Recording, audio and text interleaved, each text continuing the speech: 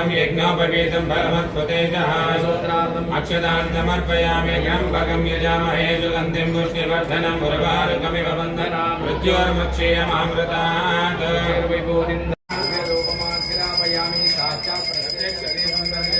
धूपदीपानन्तरं शुद्धाचमनीयं समर्पयामि गौरी नारायण नमोस्तुते